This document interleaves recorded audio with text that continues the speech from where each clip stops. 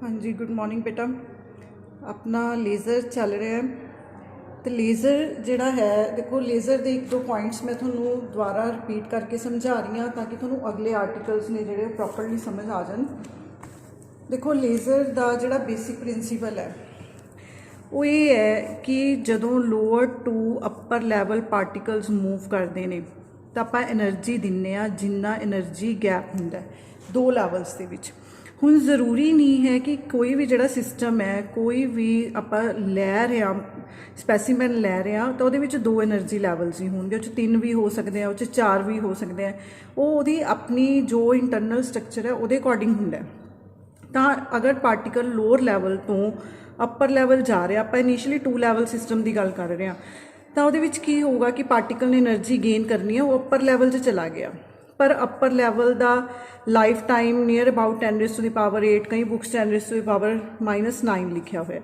ये life time बहुत घट होंगे, तो मतलब यह है कि पार्टिकल उरे बहुत देर घट देर स्टे करते हैं, फिर वो की होंगे नीचे आ जाते हैं तो जिनी एनर्जी उन्होंने अब्जॉर्ब की उन्नी एनर्जी रिलीज़ कर देंगे ने। पर की होंगे कि अगर अपर लैवल का लाइफ टाइम किसी तरीके नाल इनक्रीज़ हो जाए या कोई लैवल ही इस तरह का होए जिसका लाइफ टाइम ज़्यादा होए तो यदा मतलब पार्टिकल्स उत्थे की करनगे, ज़्यादा देर उन्होंने स्टे करन दी टेंडेंसी बन जूगी। इन द मेन टाइम की होगा कि नीचे तो होर बहुत सारे पार्टिकल्स ने जिहड़े वो उपर जाने की कैपेबिलिटी च आ जाएंगे। ਇਹਦਾ मतलब ये है कि अपर लैवल ते बहुत सारे पार्टिकल्स ने जिहड़े वो इकट्ठे हो जाएंगे। फिर जो उन्होंने उपर तो नीचे लैके आना है फिर वो अपने आप नहीं आएंगे, उन्होंने चो कुछ का तो स्पॉन्टेनियस एमिशन हो जाऊगा, मतलब कुछ तो अपने आप आ जाएंगे, पर कुछ नू बाय स्टिमुलेटिड एमिशन अपन नू नीचे लैके आना पऊगा। दैट मीनस कि उन्नी ही एनर्जी जिन्ना एनर्जी गैप उरे हैगा उन्नी ही एनर्जी अपन इन्हों फिर प्रोवाइड करनी पऊगी कि ताकि ये जोड़े पार्टिकल्स ने इकट्ठे नीचे आ जाए। यदा मतलब जो नंबर ऑफ पार्टिकल्स इकट्ठे नीचे आएंगे तो उन्होंने एक फेज रिलेशनशिप होगा, प्लस उन्होंने जी इंटेंसिटी है बहुत ज़्यादा इनक्रीज़ हो जूगी।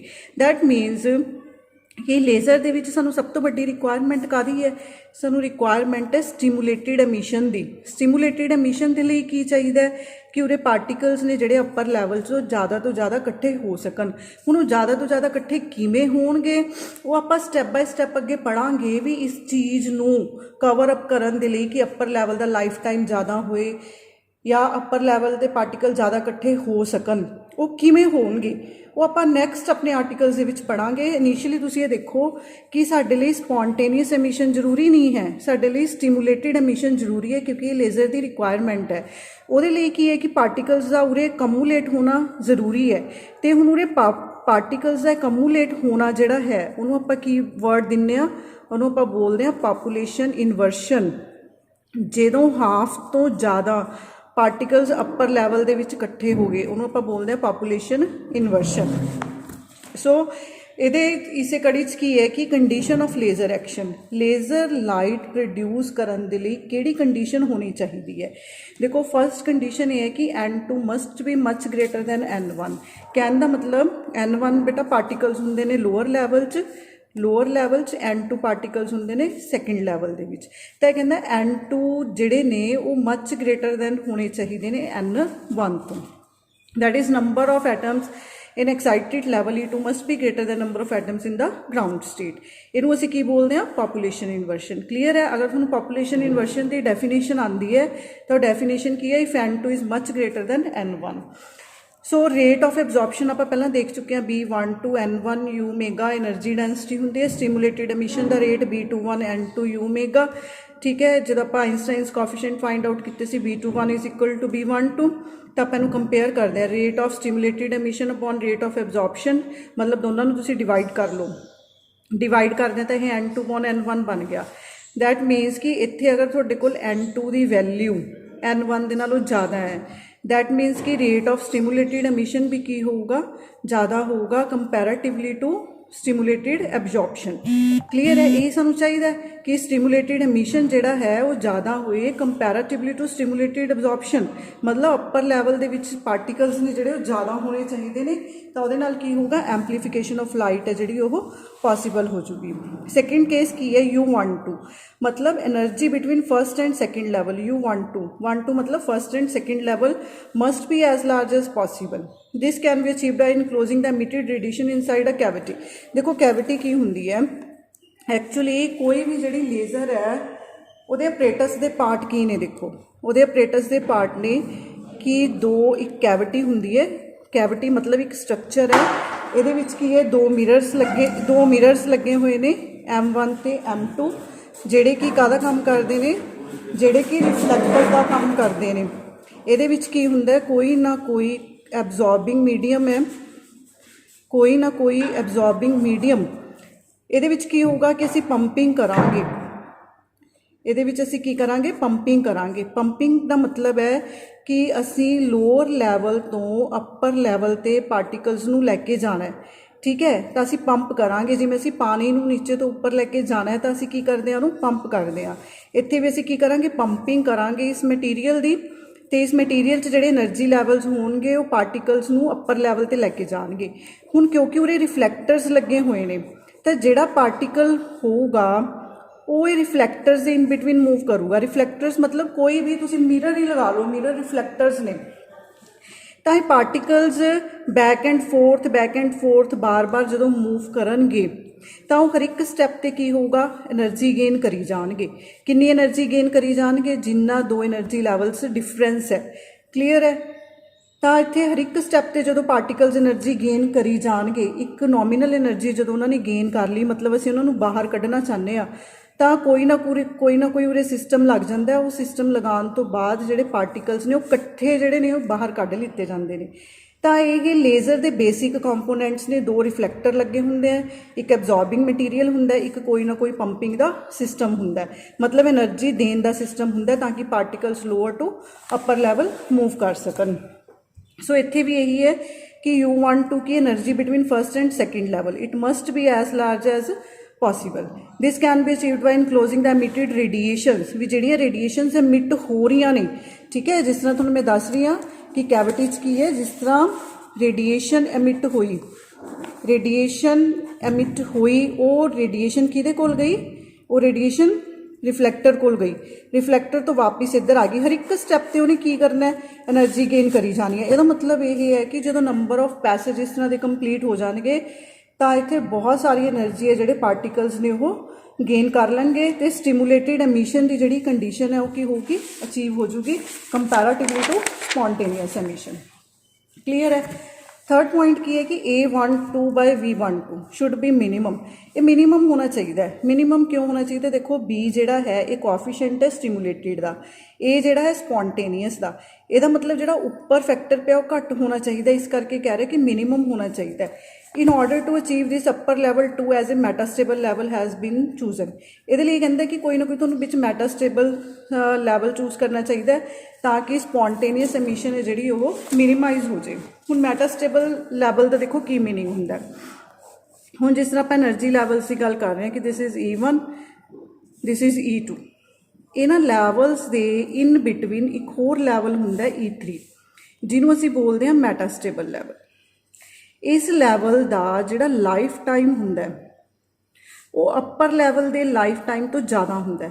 ਜਿਸ ਤਰ੍ਹਾਂ ਮੰਨ ਲਓ ਇਹਦਾ 10⁻⁹ ਔਰ 10⁻⁸ ਹੈ, ਤੇ ਇਹਦਾ ਜਿਸ ਤਰ੍ਹਾਂ 10⁻³ ਹੋਊਗਾ, ਠੀਕ ਹੈ। ਜਨਰਲੀ ਆਪਾਂ ਇਸ ਤਰ੍ਹਾਂ ਹੀ ਬੋਲਦੇ ਹਾਂ।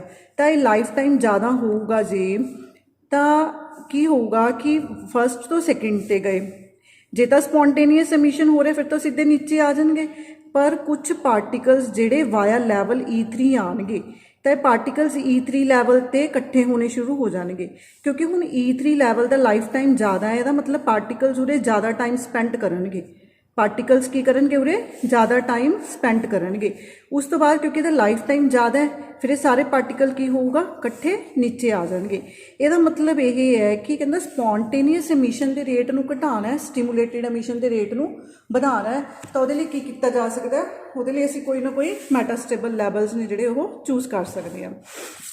ਉਸ ਤੋਂ ਬਾਅਦ ਨੈਕਸਟ ਹੈ population inversion can be obtained as follow. ਦੇਖੋ ਬੇਟਾ ਪਾਪੂਲੇਸ਼ਨ ਇਨਵਰਸ਼ਨ ਮੈਂ ਤੁਹਾਨੂੰ ਦੱਸ ਚੁੱਕੀ ਹਾਂ ਕਿ ਅੱਪਰ ਲੈਵਲ 'ਚ ਆਪਣੇ ਪਾਰਟੀਕਲਸ ਜ਼ਿਆਦਾ ਹੋਣ, ਉਹਨੂੰ ਅਚੀਵ ਕਰਨ ਦਾ ਇੱਕ ਇਹੀ ਮੈਥਡ ਹੈ ਕਿ ਕੋਈ ਵੀ ਜਿਹੜਾ ਤੁਸੀਂ ਅਬਜ਼ੋਰਬਿੰਗ ਮਟੀਰੀਅਲ ਯੂਜ਼ ਕਰ ਰਹੇ ਹੋ ਜਿਹਨੇ ਲੇਜ਼ਰ ਲਾਈਟ ਪ੍ਰੋਡਿਊਸ ਕਰਨੀ ਹੈ ਉਹ ਇਸ ਤਰ੍ਹਾਂ ਦਾ ਹੋਏ ਕਿ ਉਹਦੇ ਵਿੱਚ ਮੈਟਾਸਟੇਬਲ ਲੈਵਲਸ ਹੋਣ ਅਤੇ ਤੁਸੀਂ ਉਹ ਮੈਟਾਸਟੇਬਲ ਲੈਵਲਸ ਨੂੰ ਚੂਜ਼ ਕਰੋ ਅਤੇ ਪਾਰਟੀਕਲਸ ਉੱਥੇ ਕਮੂਲੇਟ ਹੋ ਕੇ ਇਕੱਠੇ ਨੀਚੇ ਆਉਣ ਅਤੇ ਇੱਥੇ ਫਿਰ ਸਾਨੂੰ ਕੀ ਮਿਲੇ ਲੇਜ਼ਰ ਆਊਟਪੁੱਟ ਮਿਲੇ। ਤਾਂ ਇਹ ਸਾਰੇ ਪੈਰਾਗ੍ਰਾਫ ਦੇ ਵਿੱਚ ਇਹੀ ਲਿਖਿਆ ਹੋਇਆ। ਨੈਕਸਟ ਹੈ ਆਪਟੀਕਲ ਐਬਜ਼ੋਰਪਸ਼ਨ।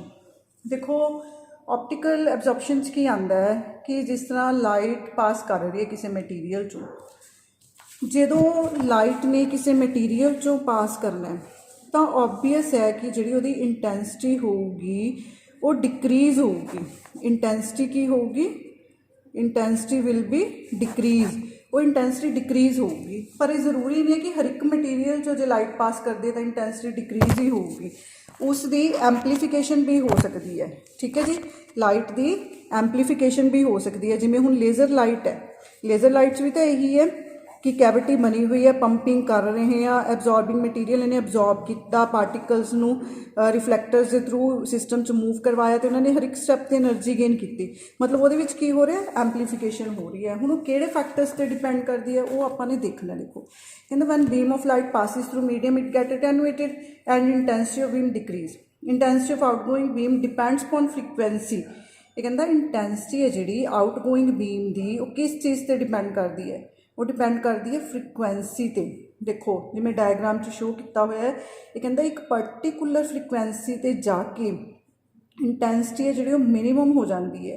ਠੀਕ ਹੈ, ਕਲੀਅਰ ਹੈ। ਉਸ ਤੋਂ ਬਾਅਦ ਇਹਦੇ ਦੋਨੋਂ ਸਾਈਡਸ 'ਤੇ ਜਿਹੜੀ ਇੰਟੈਂਸਿਟੀ ਉਹ ਇਨਕਰੀਜ਼ ਹੋ ਰਹੀ ਹੈ। ਕਹਿਣ ਦਾ ਮਤਲਬ ਕਿ ਜਦੋਂ ਸਿਸਟਮ ਵਰਕ ਕਰਦਾ ਹੈ ਤਾਂ ਇੱਕ ਪਰਟੀਕੂਲਰ ਫ੍ਰੀਕੁਐਂਸੀ 'ਤੇ, ਮਤਲਬ ਦੇਖੋ ਜਿਸ ਤਰ੍ਹਾਂ ਹੁਣ ਆਪਾਂ ਕਹਿ ਰਹੇ ਹਾਂ ਕਿ ਆਪਾਂ એનર્ਜੀ ਦੇ ਰਹੇ ਹਾਂ, ਉਹ ਆਪਾਂ એનર્ਜੀ ਕਿਸ ਫ੍ਰੀਕੁਐਂਸੀ 'ਤੇ ਦੇ ਰਹੇ ਹਾਂ, ਇਹ ਚੀਜ਼ ਬਹੁਤ ਮੈਟਰ ਕਰਦੀ ਹੁੰਦੀ ਹੈ ਕਿਉਂਕਿ ਫ੍ਰੀਕੁਐਂਸੀ ਰਿਲੇਟਿਡ ਹੈ એનર્ਜੀ ਦੇ ਨਾਲ। ਠੀਕ ਹੈ, ਤਾਂ ਉੱਥੇ ਜੋ ਜਿਸ ਫ੍ਰੀਕੁਐਂਸੀ 'ਤੇ ਦੇ ਰਹੇ ਹਾਂ ਉਹ ਫ੍ਰੀਕੁਐਂਸੀ ਬਹੁਤ ਮੈਟਰ ਕਰਦੀ ਹੈ।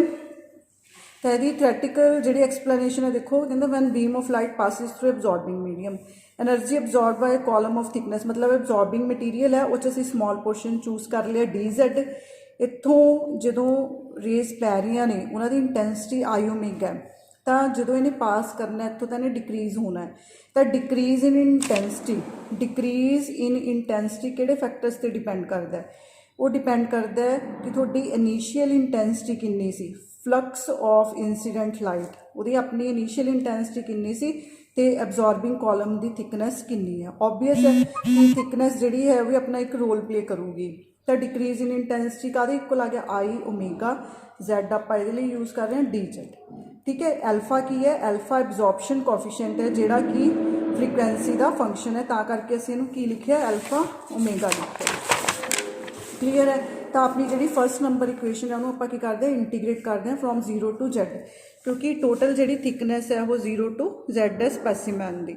ਤਾਂ ਦੋਨੋਂ ਸਾਈਡਸ 'ਤੇ ਜਦੋਂ ਅਸੀਂ ਇੰਟੀਗ੍ਰੇਸ਼ਨ ਕਰ ਰਹੇ ਹਾਂ ਇਹਨੇ ਕੀ ਬਣ ਜਾਣਾ? log I omega Z log I omega 0 is equal to -0 to Z alpha omega DZ। log ਇੱਥੇ ਆਪਾਂ ਪ੍ਰੋਪਰਟੀ ਯੂਜ਼ ਕਰ ਰਹੇ ਹਾਂ log ਦੀ I omega Z upon I omega 0 is equal to -0 to Z alpha omega DZ। ਇੱਥੋਂ log ਉੱਧਰ ਜਾ ਕੇ ਕੱਚ ਚੇਂਜ ਹੋ ਗਿਆ ਐਕਸਪੋਨੈਂਸ਼ੀਅਲ 'ਚ, ਆਹ ਵਾਲੀ ਵੈਲਿਊ ਕਿੱਧਰ ਚਲੀ ਗਈ? ਉੱਧਰ ਚਲੀ ਗਈ। ਕਹਿਣ ਦਾ ਮਤਲਬ ਕਿ ਜਦੋਂ ਉਹਨੇ ਸਪੈਸੀਮੈਨ ਦੀ Z ਡਿਸਟੈਂਸ ਕਵਰ ਕਰਨੀ ਹੈ ਉਦੋਂ ਉਹਦੀ ਇੰਟੈਂਸਿਟੀ ਕਿੰਨੀ ਹੋਊਗੀ? ਉਹਦੀ ਇੰਟੈਂਸਿਟੀ, ਉਹਦੀ ਇਨੀਸ਼ੀਅਲ ਇੰਟੈਂਸਿਟੀ ਕਿੰਨੀ ਸੀ? ਐਕਸਪੋਨੈਂਸ਼ੀਅਲ -0 to Z alpha omega DZ ਹੋਊਗੀ। ਕਲੀਅਰ ਹੈ। ਹੁਣ ਦੇਖੋ ਇਹ ਇੱਕ ਇਕੁਏਸ਼ਨ ਬਣ ਗਈ, ਇਹ ਇੱਕ ਡਿਕਰੀਜ਼ਿੰਗ ਇਕੁਏਸ਼ਨ ਹੈ। ਦੇਖੋ ਜਦੋਂ ਵੀ ਆਪਾਂ ਐਬਜ਼ੋਰਬਿੰਗ ਮਟੀਰੀਅਲ ਦੀ ਬੇਟਾ ਗੱਲ ਕਰਦੇ ਹਾਂ ਜਨਰਲੀ ਆਪਣੀ ਇਕੁਏਸ਼ਨ ਇਸ ਤਰ੍ਹਾਂ ਦੀ ਬਣਦੀ ਹੁੰਦੀ ਹੈ, X ਲਗਾ ਲਓ, Z ਲਗਾ ਲਓ, ਕੁਛ ਵੀ ਲਗਾ ਲਓ, ਇਹ ਥਿਕਨੈਸ ਹੈ। ਨੈਗੇਟਿਵ ਦਾ ਮਤਲਬ ਕੀ ਹੈ ਕਿ ਜਿਵੇਂ ਜਿਵੇਂ X ਵੱਧ ਰਿਹਾ ਹੈ, ਜਿਵੇਂ ਜਿਵੇਂ X ਕੀ ਹੈ ਇਨਕਰੀਜ਼ ਹੋ ਰਿਹਾ, ਤੁਹਾਡੀ ਇੰਟੈਂਸਿਟੀ ਹੈ ਜਿਹੜੀ ਉਹ ਘਟ ਰਹੀ ਹੈ। ਕਲੀਅਰ ਹੈ, ਇੱਥੇ ਨੈਗੇਟਿਵ ਸਾਈਨ ਦਾ ਇਹ ਮਤਲਬ ਹੈ। ਤਾਂ ਅਗਰ ਤੁਹਾਡਾ ਮੀਡੀਅਮ ਹੋਮੋਜੀਨੀਅਸ ਹੈ, ਹੋਮੋਜੀਨੀਅਸ ਦਾ ਮਤਲਬ ਹੈ ਕਿ ਐਲਫਾ ਓਮੇਗਾ ਦੀ ਵੈਲਿਊ ਹਰ ਇੱਕ ਜਗ੍ਹਾ 'ਤੇ ਕੀ ਹੋਊਗੀ? ਸੇਮ ਹੋਊਗੀ, ਤਾਂ ਉਹਨੂੰ ਅਸੀਂ ਬਾਹਰ ਲੈ ਸਕਦੇ ਹਾਂ ਅਗਰ ਹੋਮੋਜੀਨੀਅਸ ਹੈ ਤਾਂ। ਕਲੀਅਰ। ਤਾਂ DZ ਦੀ ਜਿਹੜੀ ਇੰਟੀਗ੍ਰੇਸ਼ਨ ਹੈ ਉਹ ਕੀ ਬਣ ਗਈ? Z ਬਣ ਗਈ। ਉਸ ਤੋਂ ਬਾਅਦ ਨੈਕਸਟ ਆਪਾਂ ਦੇਖਦੇ ਹਾਂ ਕਿ ਅਗਰ ਐਲਫਾ ਦੀ ਵੇਰੀਏਸ਼ਨ ਹੁੰਦੀ ਹੈ ਤਾਂ ਤੁਹਾਡਾ ਰਿਜ਼ਲਟ ਕਿਵੇਂ ਆਉਂਦਾ ਹੈ, ਕਿਉਂਕਿ ਐਲਫਾ ਦੀ ਵੇਰੀਏਸ਼ਨ ਹੁੰਦੀ ਹੈ ਵਿਦ ਰਿਸਪੈਕਟ ਟੂ ਓਮੇਗਾ। ਹੁਣ ਇਹ ਕਹਿੰਦਾ if Alpha omega is positive, ਅਗਰ ਐਲਫਾ ਪੋਜ਼ੀਟਿਵ ਹੈ, ਐਲਫਾ ਜੇ ਪੋਜ਼ੀਟਿਵ ਹੈ ਤਾਂ ਤੁਹਾਡਾ ਫੰਕਸ਼ਨ ਨੈਗੇਟਿਵ ਹੀ ਰਹਿ ਜਾਊਗਾ, ਜੋ ਨੈਗੇਟਿਵ ਉਰੇ ਪਿਆ। ਇਹਦਾ ਮਤਲਬ ਬੀਮ ਦੀ ਜਿਹੜੀ ਇੰਟੈਂਸਿਟੀ ਉਹ ਡਿਕਰੀਜ਼ ਹੋਊਗੀ ਐਕਸਪੋਨੈਂਸ਼ੀਅਲੀ। ठीक है, ਇਹਦਾ मतलब ਐਬਜ਼ੋਰਬਿੰਗ ਮਟੀਰੀਅਲ ਤੋਂ ਜਦੋਂ ਪਾਸ ਕਰਨਾ ਤਾਂ ਉਹਦੀ ਇੰਟੈਂਸਿਟੀ ਘਟੂਗੀ। ਜੇ ਅਲਫਾ ਓਮੇਗਾ ਇਟਸੈਲਫ ਨੈਗੇਟਿਵ ਹੈ ਤਾਂ ਕੀ ਹੋਊਗਾ, ਤਾਂ I omega Z is equal to I omega 0 exponential alpha omega Z, क्योंकि माइनस माइनस की हो गया प्लस हो गया। इस केस ਦੇ ਵਿੱਚ ਕੀ ਹੋਊਗਾ, ਇੰਟੈਂਸਿਟੀ ਇੰਕਰੀਜ਼ ਹੋਊਗੀ। ਇਹਨੂੰ ਅਸੀਂ ਕੀ ਬੋਲਦੇ ਹਾਂ, ਲਾਈਟ ਦੀ ਐਂਪਲੀਫਿਕੇਸ਼ਨ, ਜਿਹਦੀ ਕਿ ਸਾਨੂੰ ਜ਼ਰੂਰਤ ਹੈ। ਇਹਦਾ ਮਤਲਬ ਸਾਨੂੰ ਫ੍ਰੀਕੁਐਂਸੀ ਦਾ ਧਿਆਨ ਰੱਖਣਾ ਪਊਗਾ, ਪਲੱਸ ਜਿਹੜੇ ਅਬਜ਼ੋਰਬਿੰਗ ਮਟੀਰੀਅਲਸ ਨੇ, ਜਿਨ੍ਹਾਂ ਮਟੀਰੀਅਲਸ ਕਰਕੇ ਲੇਜ਼ਰ ਲਾਈਟ ਨੇ ਪ੍ਰੋਡਿਊਸ ਹੋਣਾ ਹੈ, ਉਹ ਬੜੇ ਦੇਖ ਕੇ ਚੂਜ਼ ਕਰਨੇ ਪੈਂਦੇ ਨੇ। ਉਹ ਕਿਸ ਤਰ੍ਹਾਂ ਦੇ ਹੋਣੇ ਚਾਹੀਦੇ ਆ, ਉਹ ਇਸ ਤਰ੍ਹਾਂ ਦੇ ਹੋਣੇ ਚਾਹੀਦੇ ਕਿ ਜਿਹੜੇ ਫ੍ਰੀਕੁਐਂਸੀ ਮਤਲਬ ਜੋ ਇੰਟੈਂਸਿਟੀਆਂ ਨੂੰ ਇਨਕਰੀਜ਼ ਕਰ ਸਕਣ। ਤਾਂ ਇਹ ਜਿਹੜਾ ਗ੍ਰਾਫ ਹੈ ਵੇਰੀਏਸ਼ਨ ਸ਼ੋ ਕਰ ਰਿਹਾ ਐਲਫਾ ਦੀ ਵਿਦ ਫ੍ਰੀਕੁਐਂਸੀ, ਠੀਕ ਹੈ। ਵਾਈ ਐਕਸਿਸ ਤੇ ਐਲਫਾ, ਐਕਸ ਐਕਸਿਸ ਤੇ ਓਮੇਗਾ। ਮਤਲਬ ਇੱਕ ਪਰਟੀਕੂਲਰ ਫ੍ਰੀਕੁਐਂਸੀ ਤੇ ਜਾ ਕੇ ਜਿਹੜੀ ਐਲਫਾ ਦੀ ਵੈਲਿਊ ਹੈ ਉਹ ਇਨਕਰੀਜ਼ ਹੋਊਗੀ। ਦੈਟ ਮੀਨਸ ਇਹ ਸਾਰੇ ਰਿਜ਼ਲਟਸ ਨੇਗੇ ਜਿਹੜੇ ਉਹ ਇੱਕ ਪਰਟੀਕੂਲਰ ਫ੍ਰੀਕੁਐਂਸੀ ਤੇ ਹੀ ਆਪਾਂ ਨੂੰ ਅਚੀਵ ਹੁੰਦੇ ਨੇ। ਇੱਥੇ ਬੇਟਾ ਮੈਂ ਟੌਪਿਕ ਖਤਮ ਕਰ ਰਹੀ ਹਾਂ। Thanks a lot.